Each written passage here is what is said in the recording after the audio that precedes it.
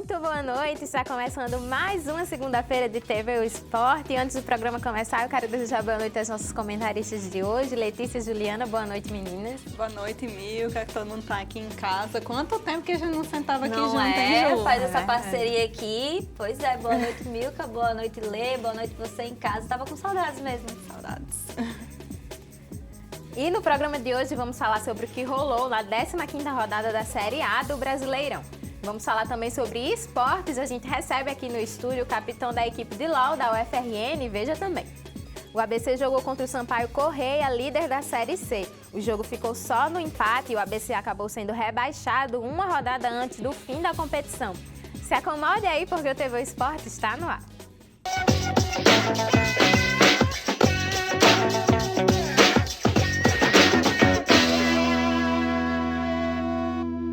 Vamos começar falando sobre a Série A do Brasileirão. O líder Santos perdeu para o Cruzeiro na estreia de Rogério Ceni por 2-0. O Flamengo goleou o Vasco da Gama por 4-1 e encostou de vez na ponta da tabela.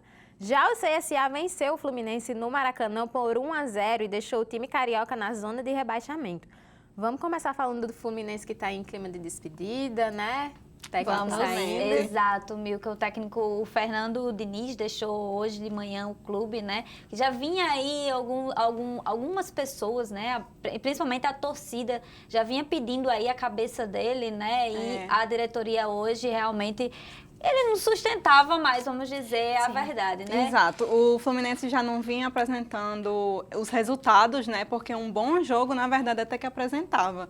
O Fluminense de Fernando Diniz, ele não foi um time, assim, ruim, com uma montagem muito ruim em campo também, mas pecava na finalização, né? Exato. Então tem que dar os resultados. E a organização do time em campo, ele deixava a desejar, ele não era ruim, mas ao mesmo tempo tinha muitas jogadas ali de toque de bola, de passe de bola, para tentar esse gol perto da área. Coisas que nesse jogo contra o CSA eles tentaram fazer o contrário e não conseguiram. Então, tipo, o CSA estava todo o tempo na defesa, né? Tinha até 5 jogadores ali atrás da linha da bola. Então, o Fluminense o tempo inteiro tentando ali entrar na defesa do CSA, mas com essas jogadas aí de toque de bola ele não estava conseguindo.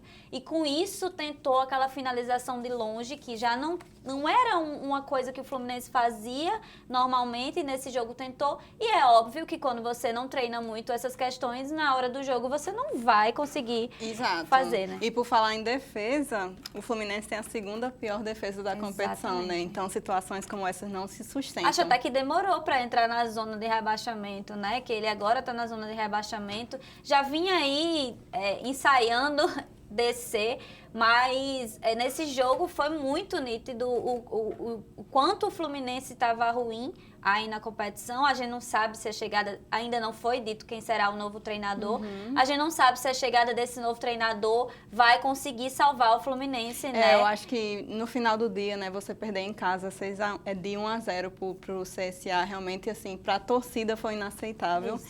E os números do Fernando esse ano não foram muito favoráveis também, né? O Fluminense jogou 44 jogos, venceu 18, empatou 11 e perdeu 15. Então, exato. assim... E outro problema do Fluminense é contar com um jogador de destaque, né? A gente sabe que o Ganso veio aí para tentar fazer com que o Fluminense, né, conseguisse a ascensão, mas parece que o talento individual do Ganso aí tá bem apagado há um tempo, porque, né? Vamos ser sinceros, né? O problema do Fluminense não é um técnico específico, talvez a diretoria também, as pessoas que vêm tomando as decisões do futebol, porque faz muito, muito tempo que o Fluminense não vem apresentando um futebol de muita qualidade. Alguns anos, né? Que não vem conseguindo resultados favoráveis. Não é de hoje, a gente sempre que lembra, assim, um passado recente do Fluminense, está em situação como essa, né? Então, acho que tirar um técnico ali pode ser uma solução imediata, pode ser que dê certo com a vinda de outro, mas eu acho que o Fluminense tem problemas mais profundos.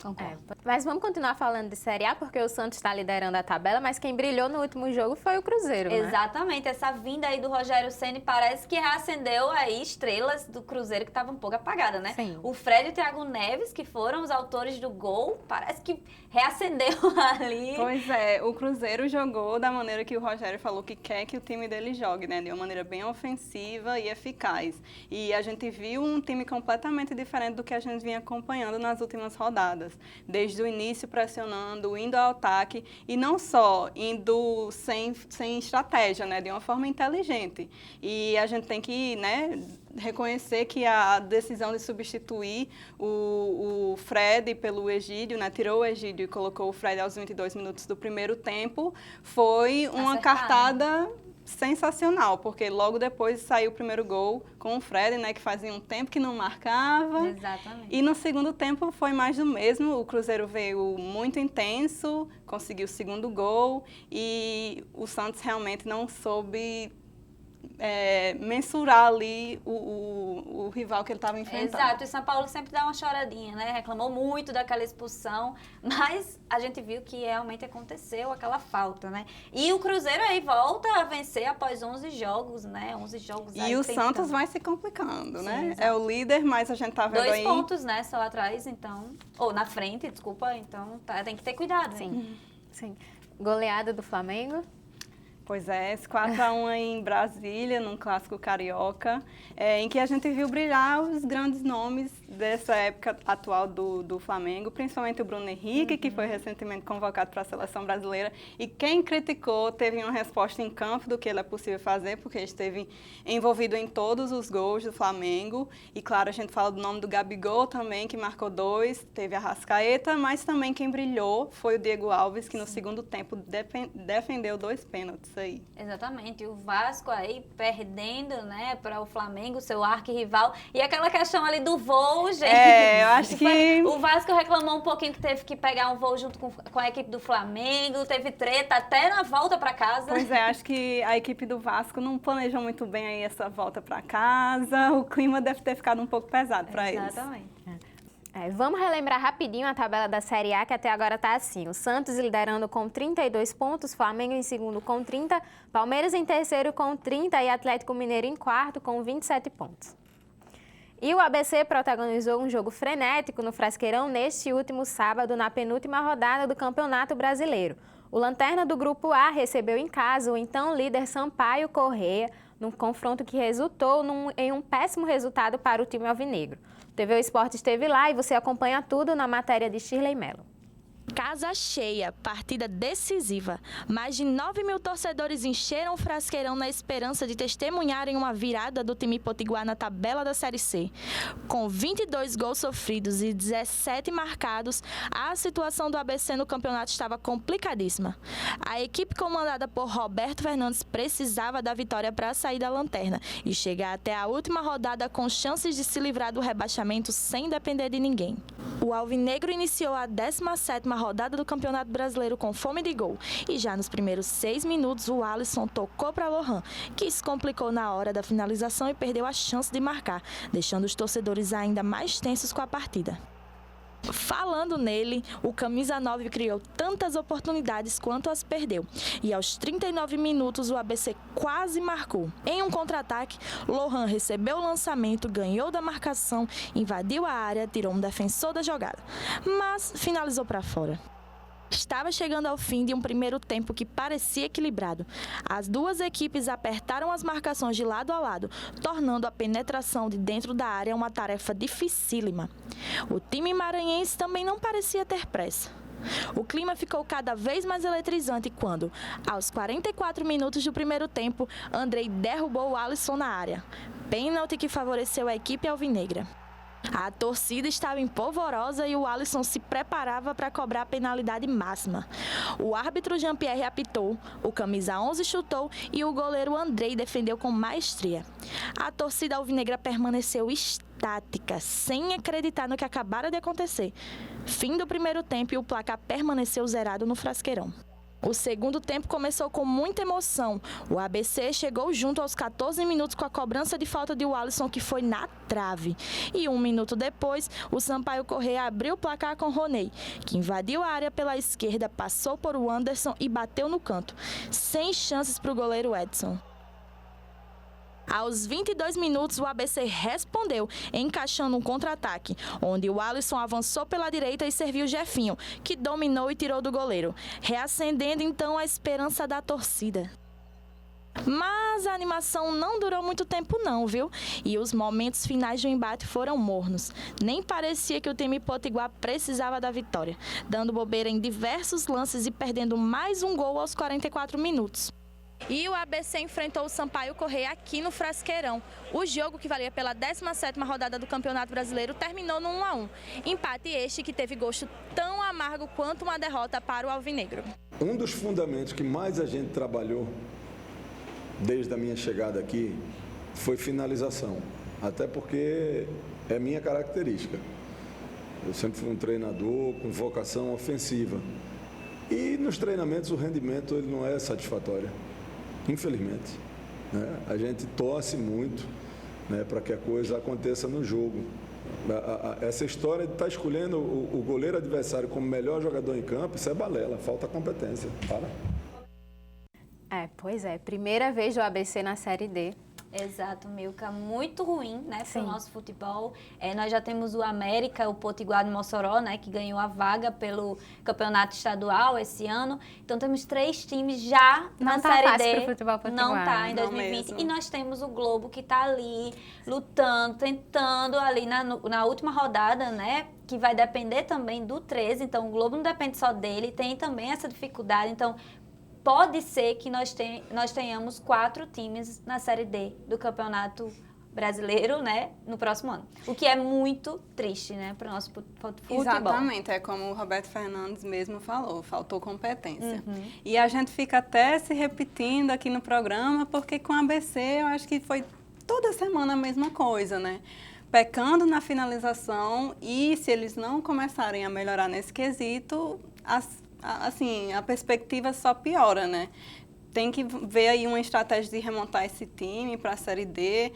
Com certeza algumas peças ali vão mudar, duvido muito que o Alisson fique, acho que o próprio Roberto também não vai ficar, então vai ter que voltar às suas raízes para tentar construir um time e próximo ano sair dessa, né? Exatamente. Porque... Mais uma vez, Lohan aí perdeu muitas oportunidades de gol. O Alisson, né? Quando o time não tá numa fase boa, não existe ali possibilidade de vitória, porque o próprio Alisson aí, que teve um pênalti, né, ele perdeu aquela cobrança de falta, bateu na trave, então parece assim, que quando não é pra ser, não tem pra onde correr. O próprio Roberto Fernandes vinha aí reclamando bastante dessa questão da má sorte e da incompetência também nas finalizações, e não é de, como o Lê falou, anos, não é de, tipo assim... Ontem que a gente estava falando sobre isso, segunda-feira passada, são anos que a gente vem falando sobre essa dificuldade, não só do ABC, mas do América, do Globo, aqui nossos times potiguares. Não sei também se, num modo geral, a gente pode falar das finalizações, até porque a gente falou da Série A. Exato. E também os times de Série A estão pecando em finalização. Mas a questão é que eu acho que os times potiguares simplesmente não aprendem com os erros, porque essa campanha do ABC em 2019 foi muito parecida com a campanha que resultou na queda da Série B para a C.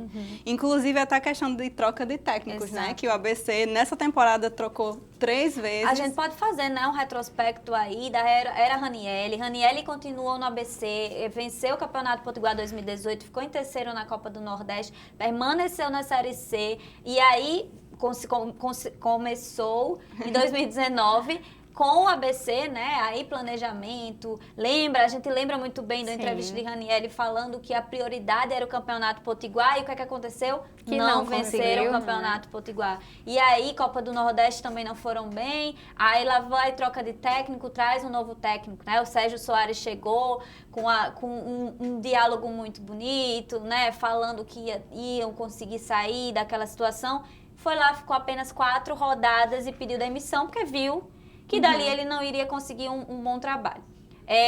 Roberto Fernandes chega, começa lá a questão do trazer reforço, que também é um problema no futebol potiguar. Toda a vida tem essa questão dos reforços que demoram demais a chegar. Traz o Alisson com um salário muito bom, né? Um salário alto para o futebol potiguar, né? A gente pode fazer essa comparação. Será que foi a melhor estratégia? Será que trazendo mais jogadores com o salário que o Alisson ganha não teria sido melhor do que trazer o Alisson, que não fez um bom campeonato. Campanha, né? uma boa Vamos ser campanha, sinceras. exato. E melhor estratégia a gente sabe que não foi, porque, enfim, final do dia o time tá na Série D, né? Exato, Então, tá aí o ABC na Série D, né? 3 times já na Série D. E como é que fica o futebol potiguar? Fica aí essa interrogação. Federação, vamos principalmente ficar de olho, federação. né? Pra ver o que é que tá acontecendo. Pois é. E o Globo enfrenta o ABC no próximo sábado às 5 horas e a gente vai continuar acompanhando essa reta final. E chegou a hora de saber as news do mundo esportivo. Vamos acompanhar o que rolou de mais importante. O giro dessa semana é de Camila Emily.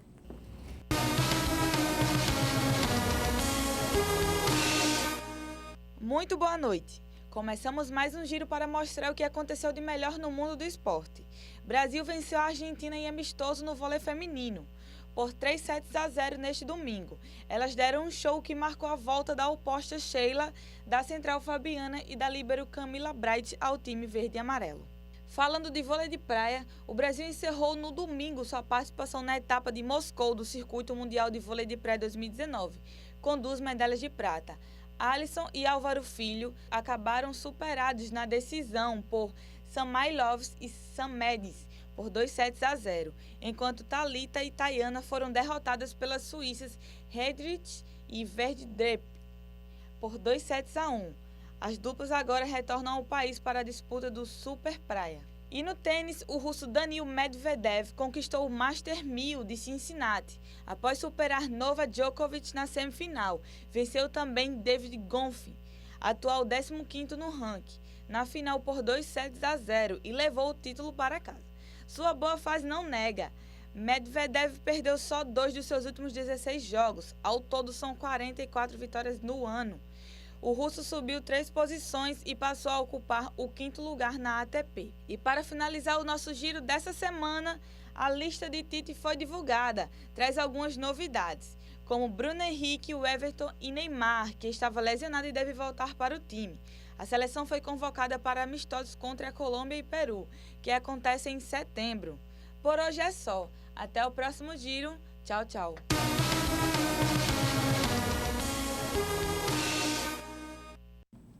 Obrigada, Camila, por mais um giro. E o TV Esporte vai para uma rápida parada e a gente volta daqui a pouco com entrevista com o capitão da equipe de LOL, daqui da UFRN. Não sai daí.